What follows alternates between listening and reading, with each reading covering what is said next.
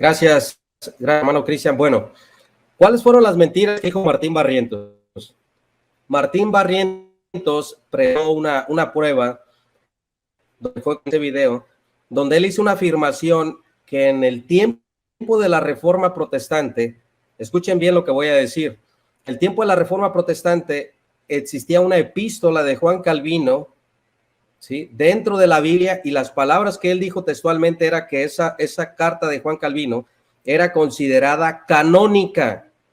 Eso a mí me hizo ruido. Yo dije, ¿la Reforma Protestante aceptó una carta de Juan Calvino como canónica?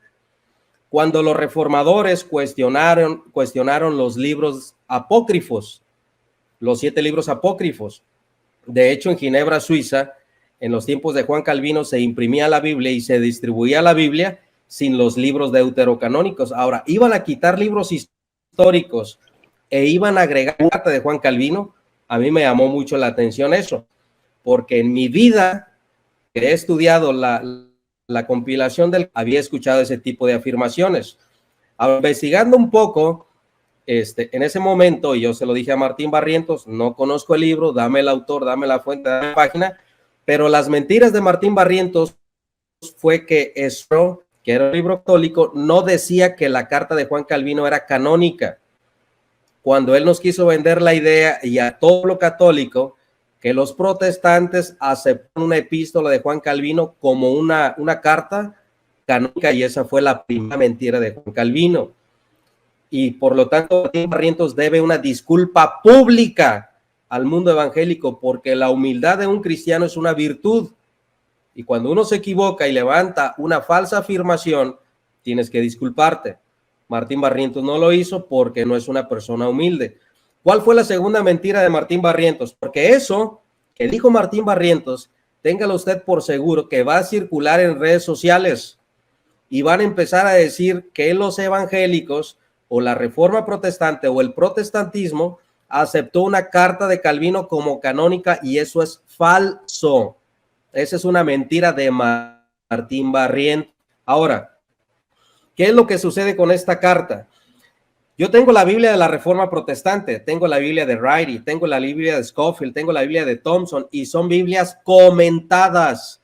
Tengo la Biblia comentada por los padres de la iglesia. El hecho de que una Biblia tenga un comentario bíblico no implica que sea considerado como canónico. Esa es la confusión que tiene el católico romano. ¿Cuál fue la segunda mentira que dijo Martín Barrientos en cuanto a su afirmación gratuita? Y los pongo en alerta, hermanos, porque esto va a circular en redes sociales, y créanlo que el catolicismo romano va a empezar a decir esa mentira y esa calumnia. Ahora dice que el que está haciendo esa afirmación, lo dijo públicamente, que ese es un presbiteriano, o sea, un protestante. Yo, como no conocía la fuente, no conocía el autor, me fui a investigar por medio de internet, y resulta que este autor no es protestante. Este autor es católico, y esa fue la segunda mentira de Martín Barrientos. Y puso a leer al otro muchacho, que me voy a reservar su nombre por respeto a él, pero es otro muchacho católico que se puso a leer, ahí mismo pacateó a Martín Barrientos, porque dijo que fue educado como protestante, pero de grande, de adulto, se cambió al catolicismo romano y murió como católico y como erudito católico. Esa es la segunda mentira en la cual atrapé a Martín Barrientos. Entonces, ¿por qué llegar a las mentiras? ¿Por qué llegar a las calumnias? A la falta de información verídica para tratar de refutar un argumento. La Reforma Protestante jamás aceptó ninguna carta de ningún como palabra de Dios. Eso es totalmente falso. De hecho, si usted toma una Biblia comentada, usted va a ver al autor. Un ejemplo, leemos a William MacDonald, que es un comentarista bíblico, leemos a Matthew Henry, y un verdadero erudito te explica las posturas históricas controversiales. Un ejemplo, Juan 3:5, el que no naciere de nuevo. Hay 4 posturas dentro de la teología histórica. Te dice y te explica por qué él se queda con esta postura, pero nunca te dice que es infalible. Eso, ¿cómo se le llama eso? Comentaristas bíblicos. Juan Calvino hizo muchos comentarios en la carta a los romanos, que yo la tengo, la carta a los efesios, la primera carta de Pedro. Entonces, si usted lee la institución a la religión cristiana de Juan Calvino, si usted lee la Confesión de Fe de Westminster, usted se dará cuenta que la reforma protestante, por nosotros, aunque no seamos reformados, no seamos calvinistas, presbiterianos, tenemos una herencia de la reforma, y eso siempre la comunidad evangélica lo ha aceptado y lo hemos dicho abiertamente. Y entonces esa es la segunda mentira de Martín Barrientos, que tiene que disculparse públicamente por las calumnias y las mentiras que dijo en su video. ¿Cuál es la segunda parte o las otras tergiversaciones que hizo Martín Barrientos? Miren, hermanos, él mencionó como algunas 700 traducciones del alemán antes de Martín Lutero. Mencionó como 300 traducciones al castellano antes de Casiodoro de Reina. Esa información que vende la Iglesia Romana, porque yo tengo una serie de videos en mi canal que hice hace aproximadamente un año, cómo llegó la Biblia a nosotros, y son como algunos 14 videos de toda la información que doy, y lo he dicho abiertamente y le digo con toda responsabilidad que la Iglesia Católica no la Biblia al mundo. Lo que hizo la Iglesia Católica fue secuestrar la palabra de Dios, y lo que hizo la Iglesia Católica es lanzar una inquisición y un juicio a las personas que trataron de hacer una traducción a las lenguas vernáculas. Miren, hermanos, él mencionó como algunas 700 traducciones del alemán antes de Martín Lutero. Mencionó como 300 traducciones al castellano antes de Casiodoro de Reina. Esa información que vende la Iglesia Romana, porque yo tengo una serie de videos en mi canal. ¿Pudieron creer ustedes que había exactamente 104 ediciones de la Biblia en latín antes de esa fecha? 104. 104. 104. Te estoy leyendo al latín y me estás diciendo que la iglesia la ocultaba. Dice ediciones de la Biblia en latín antes de esa fecha, 9 en lengua alemana, 9 en lengua alemana antes de que naciera Lutero, 27 en alemán antes de que la suya viera a luz, 27 y 9 son 36. Luego dice, muchas de ellas estuvieron a la vista de todos en la exhibición de Canston, Londres, en 1877. En Italia, más de 40 ediciones de la Biblia antes de que apareciera la primera versión protestante. En Italia, más de 40 versiones, dice, antes de que naciera la primera versión protestante, comenzando en Venecia en el 471. 25 de ellas estaban en idioma italiano antes del 1500, con la expresa autorización de Roma. En Francia había 18 ediciones antes de 1547, la primera de las cuales apareció en 1478. España comenzó a publicar ediciones en el mismo año y produjo Biblias con la plena aprobación de la Inquisición española, dice. Es difícil esperar que los protestantes crean esto. En Hungría, por el año 1456, en idioma bohemio, cerca de 478. En Flanders, antes de 1500, y en muchos otros países que se quejaban del yugo de Roma. Mencionó a John Tylet. O sea, hay que ver por qué murió Tylet. ¿Cuál fue el delito de Tylet frente a la Iglesia Católica? ¿Saben cuál fue su delito? Traducir la Biblia a las lenguas vernáculas para que la gente tuviera acceso a la Biblia. ¿Por qué encarcelaron a Francisco Encinas? Francisco Encinas fue un reformador español contemporáneo de la Reforma Protestante que también fue encarcelado, pero se les escapó de la Inquisición, y su delito era también traducir la Biblia al castellano. Él se enfocó más en lo que era el Antiguo Testamento, pero también la Iglesia Católica quería darle muerte, o sea, quería darle matarile a este reformador por tratar de traducir la Biblia. Juan Pérez de Pineda, otro reformador erudito español que se une a la Reforma Protestante y que él se enfoca en lo que es el Nuevo Testamento y en tratados de la Reforma evangelísticos, tanto de Lutero, de Calvino, de Simón Menons a España para evangelizar España, porque la Iglesia Católica tenía sumido a la comunidad católica en la ignorancia en España, y ellos trataron de evangelizar con la Biblia en mano. Porque recordemos, cuando dice Martín Barrientos que ya había otras traducciones, pongo un ejemplo, la Biblia alfonsina. Dice el católico romano, ya existía la Biblia alfonsina antes de Casiodoro. Bueno, ¿quién era el rey Alfonso? Esa Biblia de la Biblia alfonsina fue traducida para un rey, no para la prole, no para la gente del pueblo, no para los laicos, porque la Iglesia Católica no daba la Biblia a los laicos, a diferencia de la Iglesia primitiva. Si usted lee la historia de la Iglesia primitiva de la era prenicena, se dará cuenta que todos los cristianos tenían acceso a las Sagradas Escrituras. Cuando el apóstol Pablo escribe su carta a los Corintios, Pablo no escribe a un magisterio. Pablo no dice, esta carta va dirigida al magisterio para que el magisterio interprete lo que yo quiero decir, que el Papa hable en ex cátedra de manera infalible. Eso fue un invento y hablo de parte de la Iglesia Católica Romana. Todos los cristianos primitivos tenían acceso. ¿Por qué? Porque el primero que compila un corpus de Pablo en el año 70 después de Cristo fue Lucas, el acompañante de Pablo. Por eso Marción de Sinope solo aceptó un corpus paulino, porque por tradición la Iglesia y las epístolas paulinas nunca circularon de manera privada, nunca de manera personal, siempre circularon de manera plural en un corpus.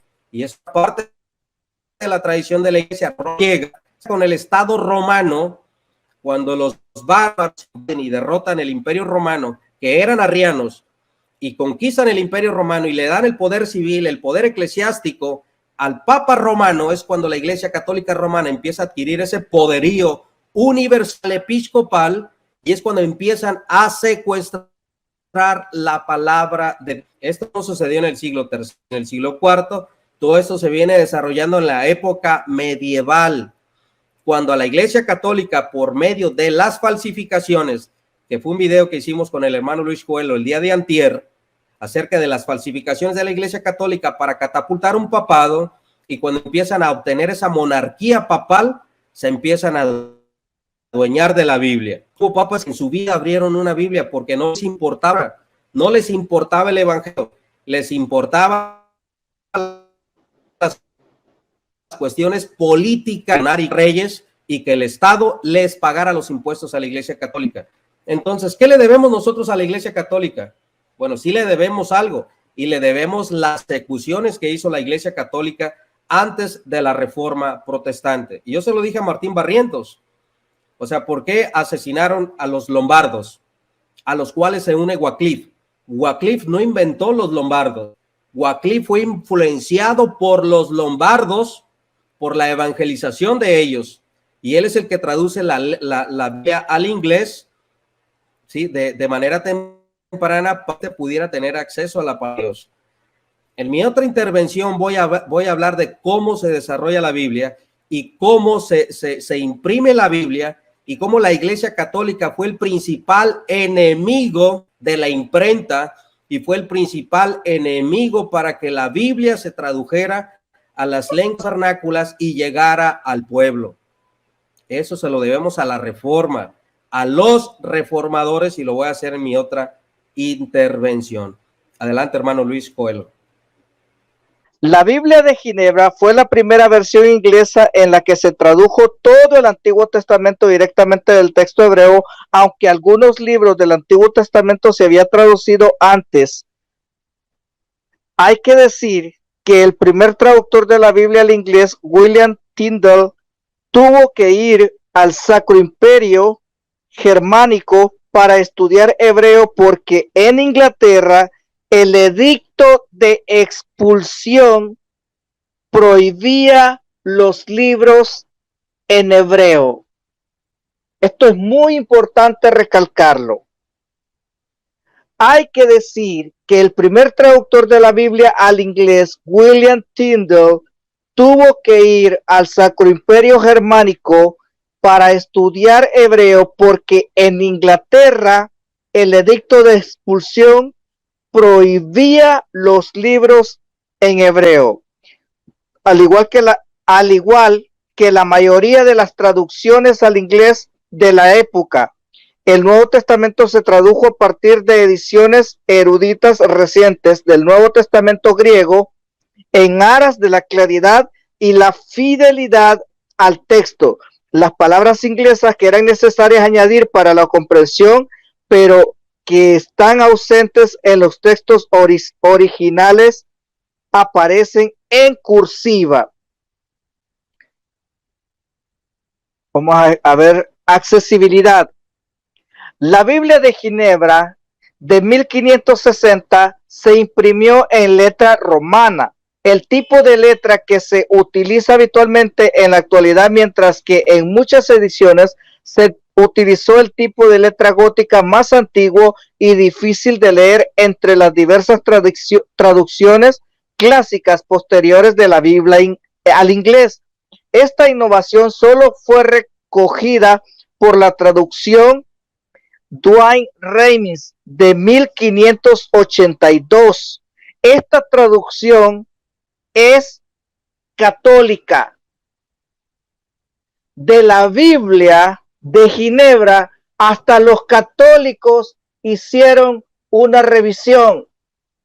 Martín Barrientos, por amor a Cristo, dime que los católicos pusieron la epístola supuesta de Juan Calvino en la revisión católica. Lo voy a volver a repetir.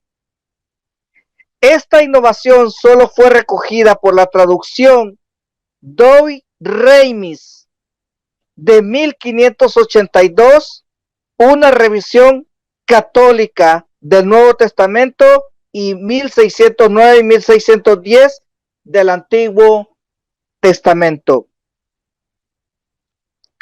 Hay un aspecto importante que yo quería señalar. Vamos a ver si lo encuentro en este momento. Es aquí.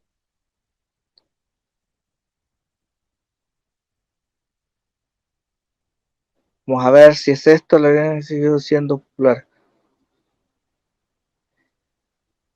Bueno, en la otra participación voy a seguir introduciéndome en los datos al interior de la Biblia de Ginebra, y vamos a observar cómo comentaristas hablan de datos marginales, ya que John Knox y Juan Calvino estaban radicando en Ginebra. De hecho, a Juan Calvino se le había pedido que pastoreara en Ginebra durante se estaba haciendo la revisión de esta Biblia en Ginebra, y por eso él tuvo participación directa como comentarista, y a esos comentarios de Juan Calvino se le llaman datos marginales.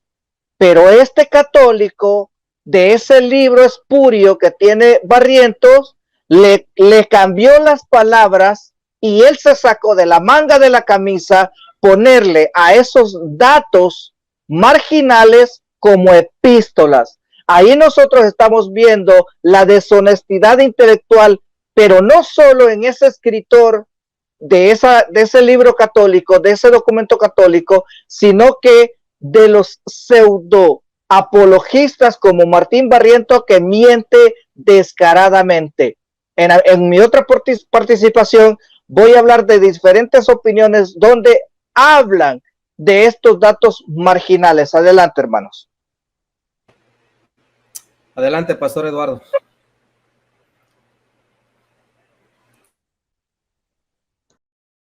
Puedo pasar 2 horas refutándote. Ahora vas a hablar de lo que yo te he refutado.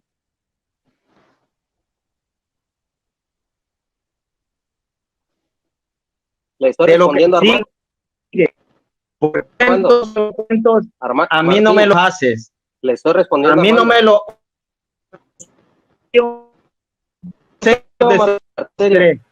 Yo le estoy El diciendo punto del debate ya te lo mostré con libros. No vengas a hablar que a mí crees, con historia. Martín, te muestro libros. ¿Por qué crees que no quería que hablar importa. Armando? Porque lo conozco como es de ofensivo. Estaba desesperado Martín Barrientos por las clases que le estaba dando Armando el Bigotón, y Martín Barrientos decía: trágame tierra, ¿por qué trajeron a los protestantes a refutarnos en su propia plataforma? Vean la desesperación de Martín.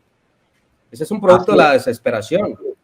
Así es, hermano Barragán. Quiero que llegue hasta la parte de la Donatio Constantina para que fundamental. La verdad, totalmente terrible.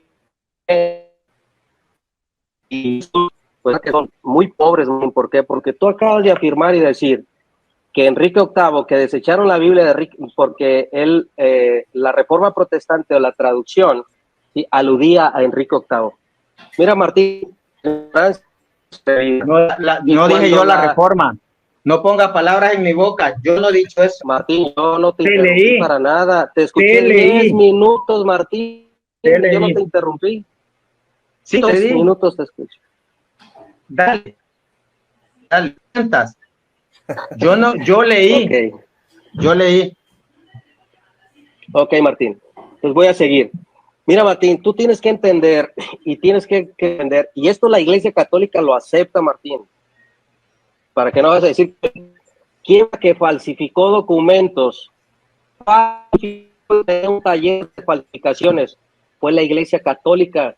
El tejido del derecho canónico que tú tienes hoy en día está hecho a base de falsificaciones. Pregúntale a un ortodoxo griego por qué no aceptaron la pseudo-isidoriana, por qué no aceptaron el decreto de Graciano, por qué fueron los ortodoxos griegos que descubrieron las falsificaciones de la Donatis Constantinum. ¿Quién fue la que hizo eso? La Iglesia Católica Romana, falsificando citas de los padres de la Iglesia. Te pongo Graciano falsificó 351 citas de los padres de la Iglesia interpoladas para catapultar un episcopado monárquico que ustedes tienen hoy en día. Si fueron capaces de torcer los concilios, si fueron capaces de torcer el magisterio, si fueron capaces de torcer la historia, ustedes creen capaces de torcer la Biblia, de hacer una mala interpretación bíblica y de asesinar a las personas que trataron de traducir la Biblia. El pecado de Wycliffe, el pecado de John Hus, el pecado de John Tyler, el pecado de Francisco de Teodoro, el pecado de Juan Pérez de Pineda, ¿sabes cuál fue? Traducir la Biblia y darle la Biblia al mundo para que cada persona en su lengua vernácula pudiese tener una Biblia. A ustedes no le debemos ni un solo centavo, Martín.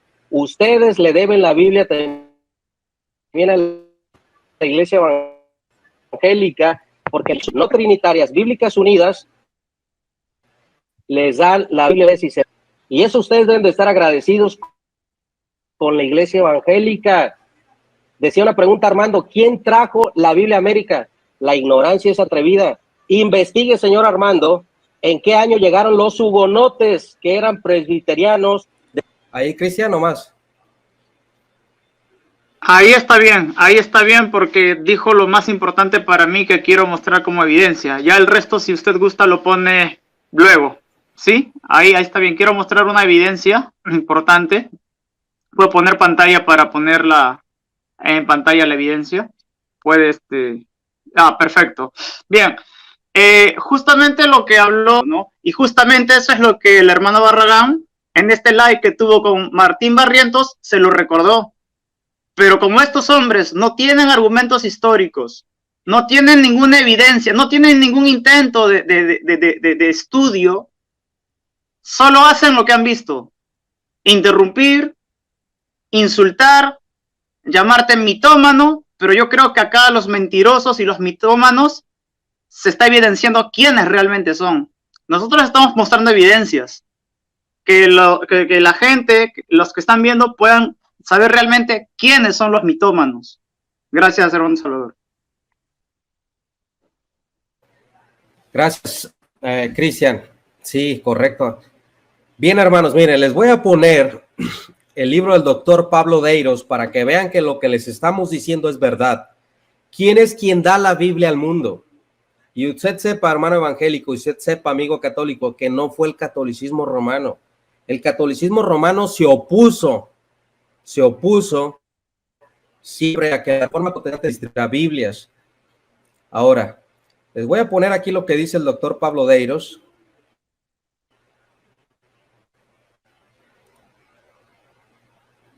Aquí lo tenemos.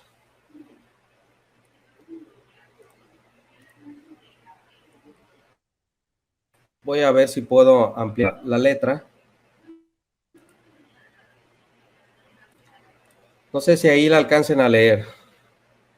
A veces que los hermanos tienen teléfono. Vean ustedes lo que dice el doctor Pablo Deiros, lo que yo le decía a Armando. La Biblia de los conquistadores. Dice, la Biblia circuló en América Latina desde la llegada de los primeros europeos en adelante. Esta circulación no, subraye, no alcanzó ¿a quién? Al pueblo. La Iglesia Católica nunca se preocupó por darle la Biblia al pueblo, ni aún en América y mucho menos en Europa. ¿Quién lo dice? Lo dice el doctor Pablo Deiros en su libro Historia del Cristianismo, el testimonio protestante en América. ¿Sí? En la página 29 dice, pero sí a religiosos y políticos de renombre, lo que yo le decía a Martín, que las traducciones de Biblia antiguas católicas eran para políticos, para reyes y para los religiosos, para los políticos de renombre, para el rey Alfonso, para los reyes de aquella época, para los reyes de Alemania, pero no para el pueblo. Dice, la Biblia llegó desde la mano de los primeros misioneros católicos, o sea, llegó a América por los católicos, pero también en el equipaje de personas inspiradas por las doctrinas ¿de qué? De la Reforma Protestante. Aquí el católico va a decir, ahí está Barragán.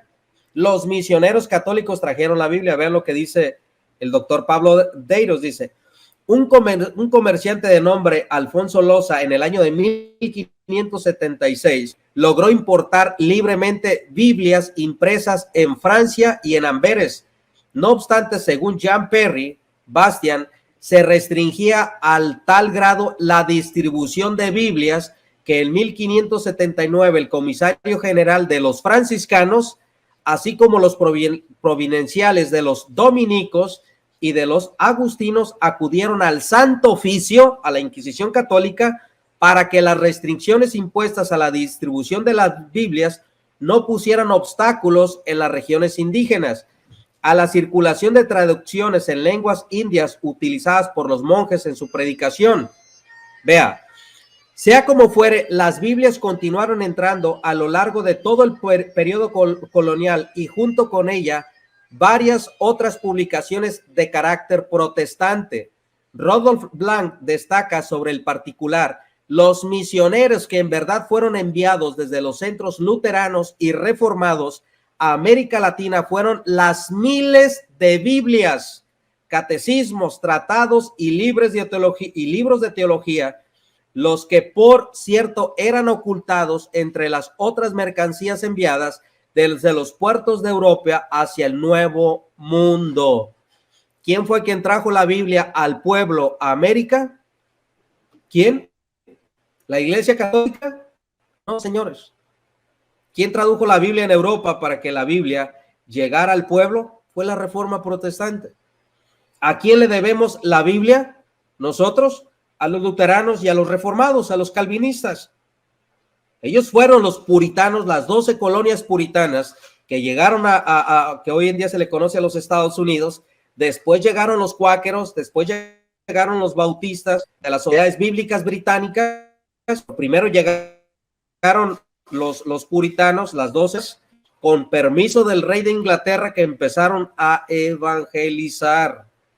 ¿Quiénes fueron los que trajeron la Biblia de manera ilegal a América, puesto por la ilegalidad de la corona católica, y que América lo había conquistado la corona católica y gobernaba la corona católica? ¿Quiénes fueron? Los evangélicos. La Iglesia Católica dejaba pasar Biblia para políticos, para reyes y para los curas, pero no para el pueblo. La Iglesia Católica nunca se preocupó porque la gente y la familia tuviera una Biblia en su mano. Y les voy a explicar por qué. Porque la soterología católica romana enseñaba que los católicos, cumpliendo la vida sacramental que enseña Roma, los 7 sacramentos que son impuestos en el Concilio de Trento, podían obtener salvación sin escudriñar la Biblia. Protestante, y eso fue gracias a Juan Calvino, que dijo: momento, señores, si nuestra fe, nuestra convicción, nuestra seguridad, nuestras enseñanzas dependen del libro y del texto sagrado, es impensable decir que las personas no puedan tener acceso al libro sagrado. Por eso fue la Reforma la precursora de la educación obligatoria, laica y gratuita en Europa, en Ginebra, en Suiza, para que la gente se enseñara a leer y escribir, y se enseñaran a leer en la Biblia, porque leían los salmos, leían los mandamientos de Dios. ¿Quién? La Reforma. Y cuando se descubre el nuevo mundo que conocemos hoy como América, fue la Reforma protestante la que se preocupó para que la gente, los indígenas, tuvieran una Biblia en su idioma. ¿Y la Iglesia Católica qué hizo? Los católicos tienen Biblias apenas para acá. Cuando el Papa Pablo VI invita a los católicos a que lean la Biblia, desde el movimiento ecuménico católico romano después del Concilio Vaticano II, que se cambia la misa al Novus Ordo y les dicen a los católicos que tienen que leer la Biblia. ¿Por qué? Porque las iglesias católicas se están quedando vacías. ¿Por qué? Por la evangelización del mundo protestante. Y al católico lo preparan hoy en día para eso. ¿Para qué? Para engañar al mundo, para tergiversar la Biblia, para torcer la historia y para no ser honestos con la historicidad bíblica. Y yo lo he dicho y lo digo con toda responsabilidad, que los católicos tienen que agradecerle a la iglesia evangélica que tiene mano. Porque fue al celo de los católicos que decían: todo el mundo protestante tiene Biblia en su casa. Vean la acción que hicieron los bautistas en América, que hicieron en Europa los puritanos, las colonias puritanas que llegaron a América, la evangelización de los americanos, de los anglosajones que hicieron en Centroamérica, que hicieron en Sudamérica, en Colombia, en Argentina. Nuestro hermano Luis es de Honduras. En Guatemala, ¿quiénes fueron los que evangelizaron? Los americanos. Los gedeones que dejan nuevos testamentos en los hoteles, en los hospitales. ¿A qué pertenecen? Al mundo protestante, porque la iglesia evangélica siempre se ha preocupado porque las personas tengan una Biblia. No rogar a la Virgen de Guadalupe, no, una Biblia que es infalible, que es inerrante, como dijo el Señor Jesucristo: escudriñad las Escrituras, a vosotros os parece que en ellas tenéis la vida eterna. ¿Quiénes lo han hecho? ¿Quiénes metieron la Biblia a América? La iglesia evangélica. ¿Quién trajo la Biblia al que está en México? La primera Biblia fue por Francois, un francés católico, pero no para el pueblo, para los políticos en México, porque realmente quien introduce la Biblia con 300 ejemplares por el puerto de Veracruz a mediados del siglo XIX fue Thompson, pastor bautista de las sociedades bíblicas británicas, cuando se da libertad de culto en México. ¿Quiénes fueron? Los evangélicos. Eso es innegable. ¿Por qué? Porque es la iglesia que ama la palabra, que escudriña la palabra, que predica la palabra, que testifica de la palabra y que glorifica a Dios a través de su palabra, no de encíclicas papales, no de bulas papales, de toda esa tradición extrabíblica que tienen los papistas y los romanistas, sino es la palabra de Dios. ¿Qué católico puede refutar eso? Nadie. Lo único que les queda el argumento es que San Jerónimo, que el Papa San Damaso, que la Vulgata, hermanos, la Vulgata no aceptada por la Iglesia Católica Romana en el siglo IV como la Biblia oficial católica. San Agustín, los capadocios siguieron usando la Vetus Latina, que tenía infinidad de errores de traducción.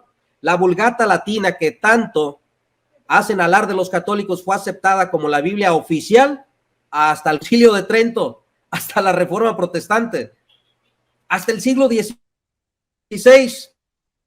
para que mejor me entiendan, como la Biblia oficial.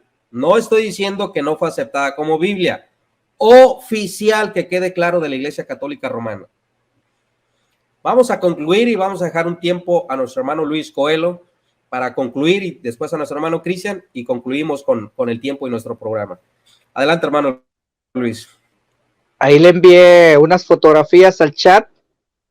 No sé si hay tiempo para que usted la comparta y que lo puedan ver como evidencias, porque como ahora los católicos demandan lo que no dan, ¿no? Evidencias, entonces hay que mostrarle con evidencias. Estos son comentaristas que hablan respecto y se introducen a la Biblia de Ginebra para relatar qué es lo que encuentran al interno de esta Biblia de Ginebra. La primera foto dice Glossis en la parte de arriba.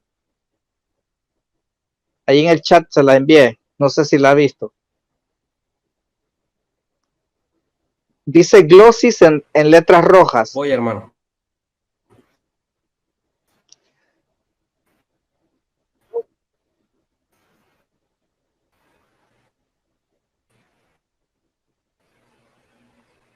La segunda dice ilustraciones, mapas e índice. Deje que cargue.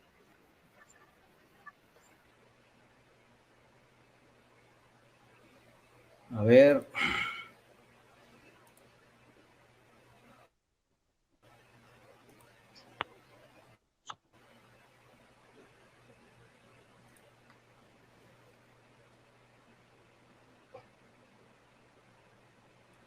¿Me las envió por Messenger, hermano Luis? Sí, Messenger. Ah, ok, ya me llegaron. Ahí están en el Messenger. La primera dice Glossis en letras rojas. Es que no me carga el...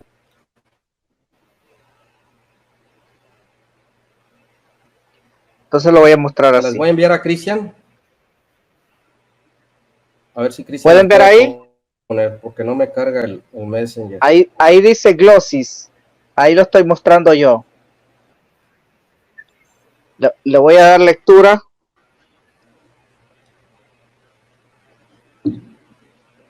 Dice, también se benefició. Sí se ve, hermano. Léalos. También se benefició de un elaborado sistema de comentarios marginales, ojo, comentarios marginales o glosas. Estas anotaciones fueron introducidas por Lawrence Thompson, traduciendo para la Biblia de Ginebra las notas de Pierre Lieuseler sobre los evangelios, tomadas de los comentarios de Joachim Camerarius en 1576. Thompson tradujo y añadió las notas de Pedro Lieuseler sobre las epístolas que habían aparecido en la edición griega y latina de las epístolas publicadas por Teodoro de Beza. Hacen comentarios de estas epístolas y las agregan como comentarios para colaborar. A esto se le llamó notas marginales. A partir de 1599 se añadieron los comentarios de Francis Dujon sobre el Apocalipsis, que sustituyeron a las notas originales procedentes de John Bale y de Heinrich Bullinger. La imagen de las dos iglesias de Bale tuvo una gran influencia en estas notas marginales, al igual que el libro de los mártires de John Fox.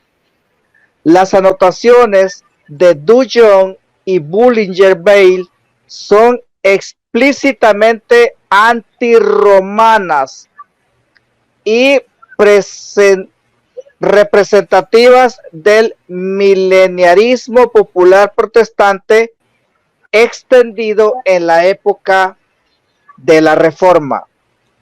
En este mismo orden de ideas, voy a leer el fragmento donde dice ilustraciones, mapas e índice. La Biblia de Ginebra de 1560 contenía una serie de ayudas de estudio como ilustraciones, xilografías, mapas y tablas explicativas, es decir, índices de nombres y materias, además de las famosas notas marginales. Cada libro iba precedido de un argumento o introducción y cada capítulo de un índice con los números de los versículos. Las ediciones más pequeñas no tenían ilustraciones o no tenían notas marginales, pero algunas ediciones más grandes tenían ilustraciones adicionales, como una que muestra a Adán y Eva, con Adán llevando una barba y un bigote típicamente isabelianos. Por eso se le apodó a esta Biblia de Ginebra como la Biblia de los calzones, por esa iconografía que había de Adán con barba y con taparrabos. Ese es el comentario, este comentarista, pero tengo otro, se lo voy a leer ahorita mismo. La Biblia, lo tomé de comentarios bíblicos de la Biblia de Estudio de Ginebra, de la página Biblia Plus, y dice así: visión general. La Biblia de Ginebra es la Biblia con notas marginales de las que fueron autores Juan Calvino, Juan Knox, Miles Coverdale y muchos otros líderes de la Reforma. La visión general de este comentarista es: la Biblia de Ginebra es la Biblia con notas marginales de la que fueron autores Juan Calvino, Juan Knox, Milley Corvallis y muchos otros líderes de la Reforma. La Biblia de Ginebra fue la traducción inglesa predominante durante el periodo de la Reforma inglesa.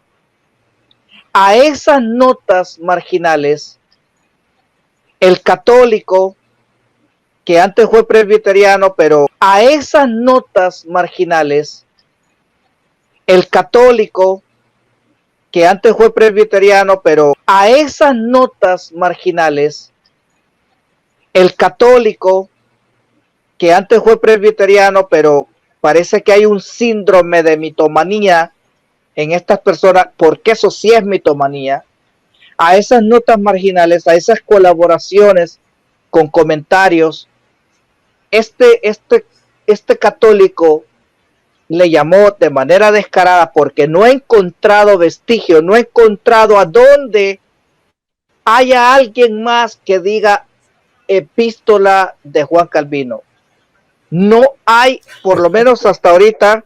Espero que algún católico se atreva a darme más referencias de dónde yo pueda encontrar que me asegure, que me evidencie que al interno de la Biblia de Ginebra hay una epístola y no notas marginales y no colaboraciones de comentarios por parte de los reformados más influyentes de ese tiempo. Hay otra partecita que quería leer. Todos los comentarios marginales se terminaron en 1599, lo que convierte a la edición de 1599 en la Biblia de Ginebra en la ayuda de estudio más completa para los estudiosos y estudiantes de la Biblia. Esta edición, se lo voy a poner porque vayan a creer que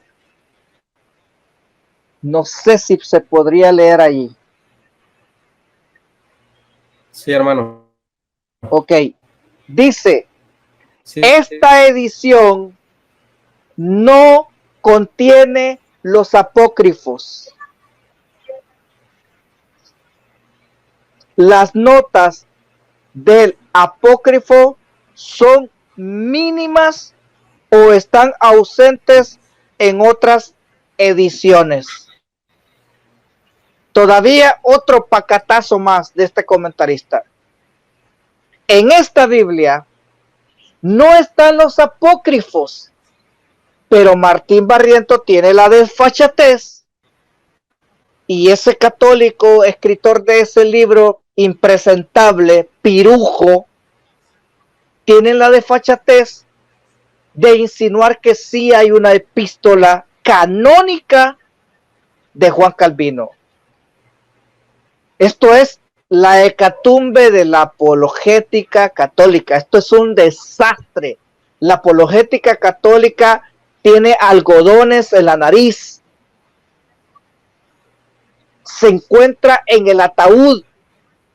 Es el acabose. Martín Barrientos es el acabose, y todos estos tipos de los TikTok, esos católicos mediocres que no se esmeran por el mínimo interés del estudio, por ningún lado se les ve el mínimo interés del estudio, se presentan públicamente para decir cualquier desfachatez, cualquier locura. Aquí les estamos entregando evidencias. Ahora yo reto a Martín Barrientos, a cualquier otro católico de aquí de YouTube, que me demuestre evidencias de una epístola canónica dentro de la Biblia de Ginebra, por favor, para estudiarla y hacer rectificaciones y decir que sí, que nos equivocamos y que los reformados sí introdujeron un compendio, un tratado, una homilía, una carta, lo que sea que haya introducido los reformadores dentro de la Biblia de Ginebra y que se volvió canónica, y que nos digan cuándo salió del canon. Ya nos están diciendo cuándo se introdujo en el canon, en la Biblia de Ginebra. Ahora que nos digan cuándo salió del canon esa carta, esa epístola de Juan Calvino. Necesitamos saber cuándo salió del canon, ya que ustedes vienen a inventar el agua hervida aquí. Mentirosos, mitómanos. Ustedes sí son mitómanos. Adelante, hermanos. Gracias, hermano Luis. Bueno, vamos a dar tiempo a nuestro hermano Cristian también para que concluya. Yo solo Una conclusión. Quiero concluir. Ya terminamos. Quiero concluir. Muchas gracias, hermanos. Gracias por este video. Bueno, ya la gente va a sacar sus conclusiones. Yo solo quiero concluir citando lo siguiente. Escuchen bien. En el segundo Consejo de Tarragona, más conocido como Coventus Tarraconensis, en el año 1234, los obispos españoles, atendiendo un decreto del rey Jaime I de Aragón, los obispos declararon que estaba prohibida a cualquiera persona poseer una traducción de la Biblia. Tenían que ser quemados en un espacio de 8 días, o de otra forma serían considerados excomulgados o herejes por parte de la Iglesia Católica. Más tarde, con esto termino, en el Sínodo Diocesano de Treveris, más conocido como Sínodos Diocesanos de Treverensis, convocado por el arzobispo Teodorico II en 1231, hace la siguiente anunciación, ¿no?, a los presuntos herejes.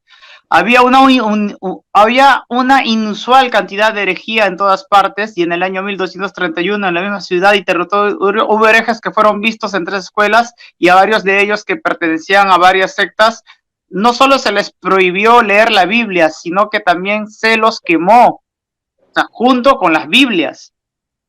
Y luego más tarde en el concilio de Viterrense o de Béziers, así se llama, en el año 1246, también se decidió que solo los laicos, o sea, las personas comunes y corrientes, que como tú y yo que congregamos y vamos a la iglesia, no deberíamos tener ningún libro teológico, ni ningún libro de la Biblia en latín o en nuestra lengua vernacular, mientras que el clero no tendría ninguno en vernáculo, ¿no? En su lengua original, porque solo lo tenían en latín. O sea, yo quería acabar con eso porque La prohibición de la Biblia por parte de la Iglesia Católica es evidente, porque querían tener un control, ya que solo ellos querían tener la interpretación absoluta, total, privada y cerrada de lo que se le tiene que decir a la gente y lo que la gente tiene que creer. Solo estaba en poder de la Iglesia Católica. Termino con esto. Por eso el símbolo de la Biblia del oso es un oso acercándose al árbol, queriendo sacar la miel, siendo golpeada por un martillo, ¿sí? Siendo golpeada por un martillo. ¿Por qué la Biblia del oso tiene este símbolo? Porque el martillo simboliza la reforma, el árbol simboliza la Iglesia Católica y el oso sediento por la miel simbolizamos a nosotros. Solo la reforma golpeó el árbol, abrió la miel y el oso pudo beber de la riqueza del néctar de la Sagrada Escritura, hermanos. La Biblia siempre, la Iglesia Católica siempre trató de tener un control. Gracias a los pre-reformadores, gracias a la reforma y gracias a la reforma radical, los que saben me entenderán, es que la Biblia se divulgó a todas partes del mundo en sus lenguas vernáculas. Eso es todo lo que tengo que acotar por ahora. Muchas gracias, hermano Barrera.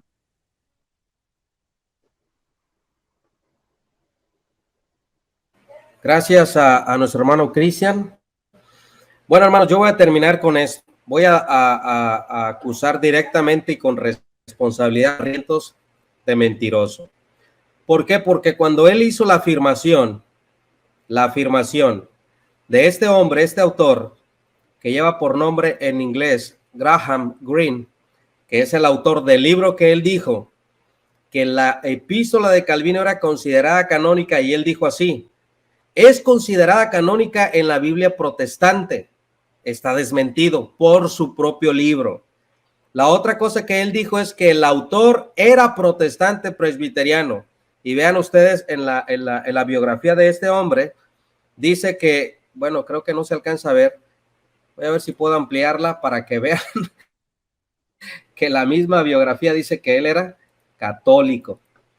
Lo voy a poner aquí más amplio para que vean de qué manera mienten nuestros amigos católicos. Aquí está, dice, mira, nombre Henry Graham Greene, nacimiento 2 de octubre de 1904, 1931, a los 6 años, de Vevey, Suiza, murió de leucemia, sepultada, o sea, residencia, nacionalidad británica, religión.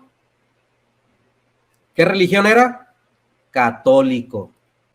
No era protestante, como dice Martín Barrientos. Y eso es mentira. Y los pongo en advertencia, hermanos, porque no va a salir el católico atrevido. No va a tardar mucho tiempo el católico atrevido a decir que la Biblia protestante tenía un contenido de Juan Calvino como canónico. Son tan descarados, y lo voy a decir así abiertamente, tan sinvergüenzas, que van a salir diciendo esas afirmaciones. Así como decían que los valdenses eran niños, que los hijos de los valdenses nacían con colmillos y con vello, porque eran hijos de demonios, y la gente lo creía. Y el católico hoy en día lo va a creer también, que la Reforma aceptó una carta de Juan Calvino como canónica, y eso es falso. Y el escritor no era protestante, era católico, como dijo Martín Barrientos. Ya se dijo todo lo que teníamos que decir.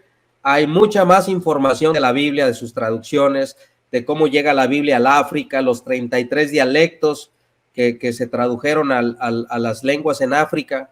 ¿Quiénes fueron? Fueron los presbiterianos, no fueron los católicos, porque a los católicos nunca les interesó que la gente tuviera una Biblia en su mano. Les interesó, como decía el hermano Cristian, tener el control de las personas. ¿Y por qué prohibían la Biblia? Porque sabían que si leían la Biblia se iban a dar cuenta de las mentiras que enseña la Iglesia Católica. ¿Eso a quién le pasó? Eso le pasó a Wycliffe, eso le pasó a John Hus, eso le pasó a Novarela. ¿Y cuántos más sacerdotes católicos les podemos mencionar que cuando tuvieron acceso a la Biblia y empezaron a leer la palabra de Dios, se dieron cuenta de las mentiras de la Iglesia Católica? Por eso, por la traducción, y que la gente no tuviera acceso a la Biblia. La Reforma protestante no tenía nada que esconderle al mundo. no tenían nada que esconderle a las personas, porque ellos estaban seguros que lo que estaban predicando era la palabra de Dios y era veraz. Dios sea veraz y todo hombre mentiroso. Se dijo lo que tenía que decírsele al señor Martín Barrientos. Dios les bendiga, amados hermanos. Muchísimas gracias a todos los hermanos que estuvieron el día de hoy aquí con nosotros. A cada uno de los hermanos, saludos cordiales, saludos al hermano Luis Coello, al hermano Cristian Izquierdo, al pastor Eduardo, que también nos acompañó. Que Dios los bendiga y que la paz de nuestro Señor Jesucristo esté con cada uno de ustedes. Bendiciones.